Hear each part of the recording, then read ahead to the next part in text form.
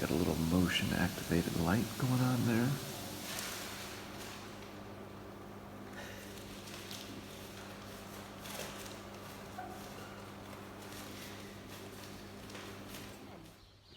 Starting out before the sunrise, while by no means a seminal achievement, for this hiking crew, it's certainly something to be proud of. Let's watch the sunrise. We're in Santo Domingo. Where are we going today? Belorado to a hostel called Punto B. Oh, what a luxury. You got a reservation for us. I got a reservation. Somebody's organizing it's still the not trek. a private room, but it looks pretty modern, so we're excited. Now, why did we start getting reservations? Because the trail is full and there's like a mad rush to get to your hostel by noon. So we're... And su mochila? And yes, and also I don't have the pack. I'm very late today. You gotta have a dirección donde podemos. This is true for the backpack. So anyway. Also, I got some new foot insoles. Let's see how they go. Even on the Camino, there's detours. First Camino sunrise in Santo Domingo. Very beautiful. All right, let's do our selfie of the day. Jeez. Oh, that's a video.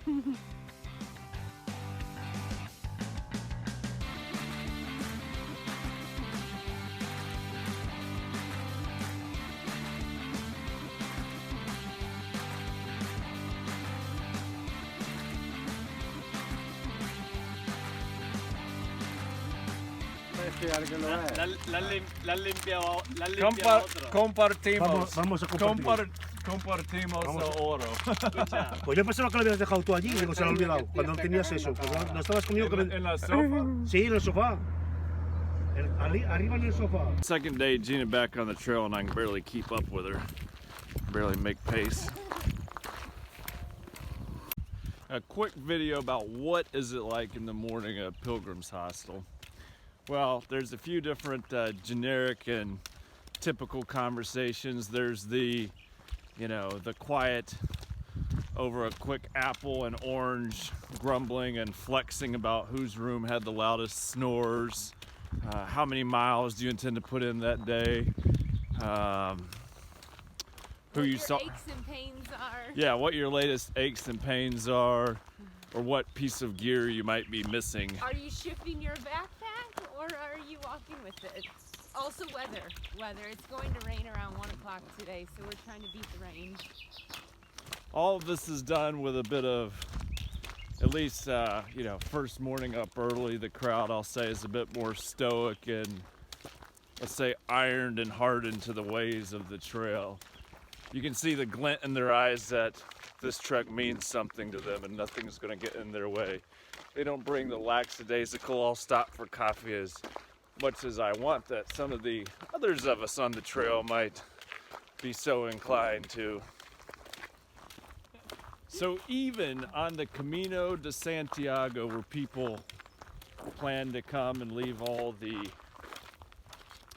bonds of society that have built up around them behind, we quickly notice a stratification of the society of Camino walkers, if you will. So let me break down along some rough lines the different groups that a pilgrim might find himself in. First, there's the retirees, that this is a bucket list item. We've met, I'd say, at least a dozen couples, and then another dozen or so, maybe male and female, actually pretty even, that have, for one reason or another, their kids have moved out of the house. They wanted a physical challenge while they're still so inclined in terms of their health. So that's we'll call those the old geezer pilgrims. You have your super Catholics. And they tend to be more arcing towards Catholic. Yep. Second group that we've noticed are the job haters. They've come to escape their job and replace the drudgery of a desk for the freedom of the trail. We have the lost souls. And People that are running those, from something. absolutely, those typically bend towards lost souls. Yeah. It has escaped them that maybe the job in the first place wasn't the problem. Okay, so that's the old geezers. The And then super the- Catholics, the job haters, the lost souls. Okay, and then we've got the bikers Yeah, who come through. They've got their bike helmets and their biking gear. They blaze through 120 clicks a day. You see them once and they're gone. We also have the people that will do a section of this every year. So it's something they look Yep. forward to. The last, yeah, that was going to be my last stratification. There Yeah. was the European locals who do hiking vacations all the time. So they just come down here for a week or two. Wham, bam, thank you, ma'am. I've done my 50 or 100 kilometers for the year. So there you have it. Quick breakdown of the pilgrims. Where do you fall in the stratification? Actually, Gina and I haven't met anybody that are newlyweds, still in love, love their job, and just want to spend a few weeks hiking. So Yeah, we did. somehow I'm gonna see if I can get this on video. You can see pilgrims strung out on the road.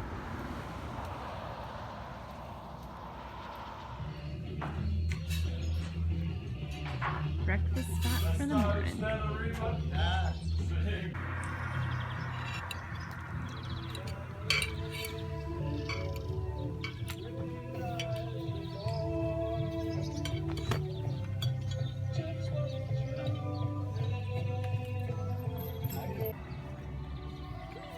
Morning.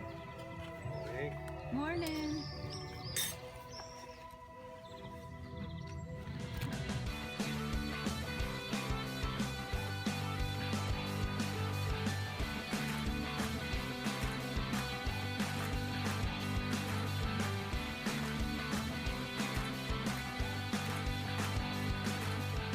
Yeah, I know. For us, Trying to figure out what this hill is. Looks too perfect. See if the locals have any knowledge.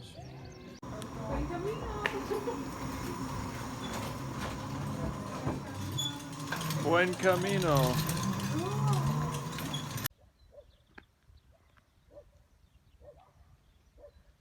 Hola, gatos. Buenos días. Look at the little babies.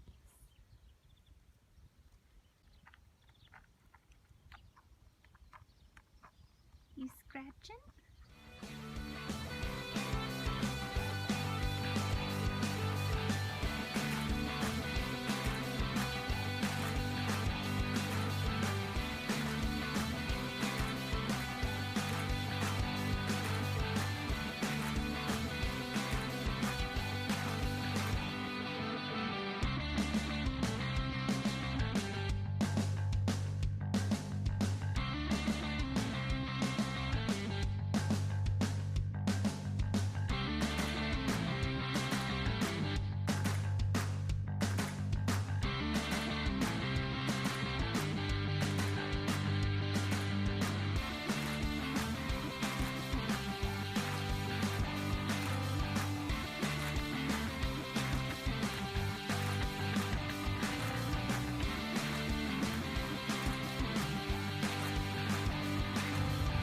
In the interest of journalistic integrity, I'll show the good, the bad, and the ugly of the Camino.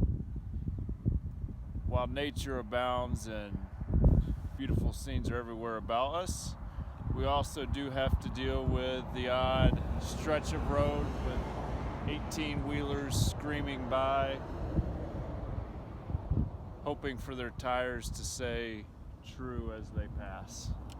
A blowout right next to this road could signal a catastrophic end to the Camino for an unfortunate pilgrim.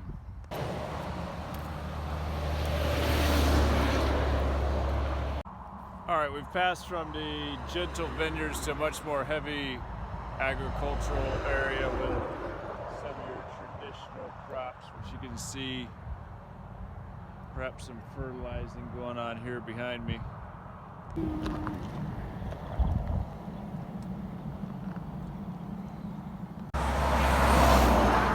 We've arrived in the Colorado of Spain, Belorado. Colorado, as you may know, is for color red.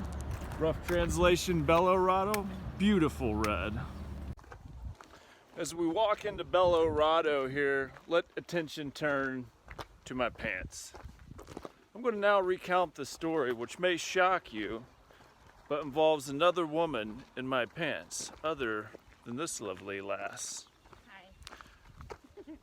Now you may remember, on day 3,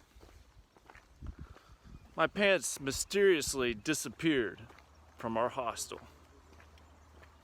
By the end of the day, I'd given up all hope and surrendered myself to the fact that I would probably be compelled to purchase another pair of pants or go in boxers some days of the Camino.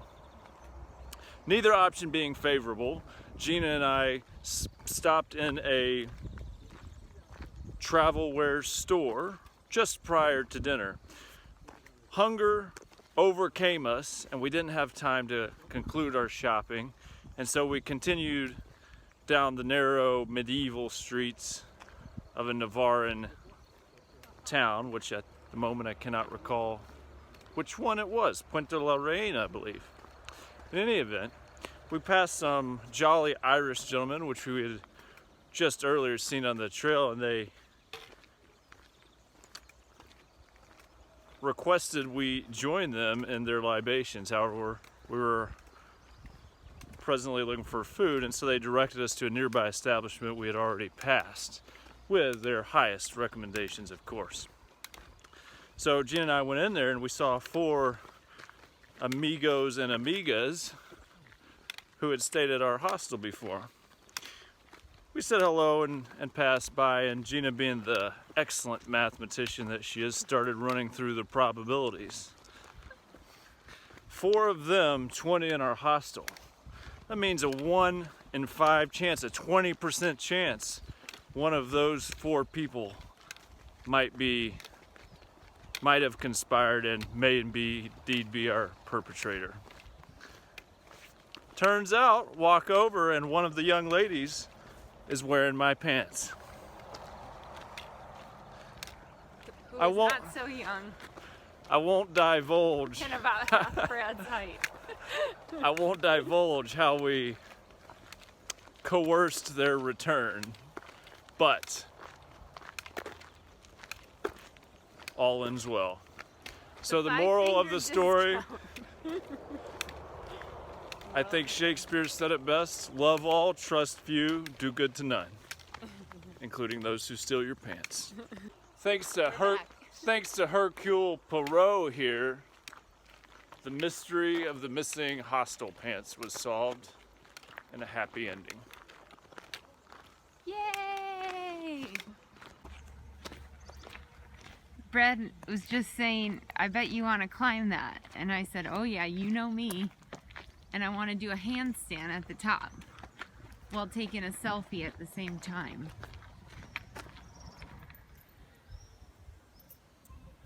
So at the top of the bell tower is a stork. This is one of several we've seen on the Camino. Pretty cool. They love church bell towers. And we got 2 other storks on this bell tower. Huge nest.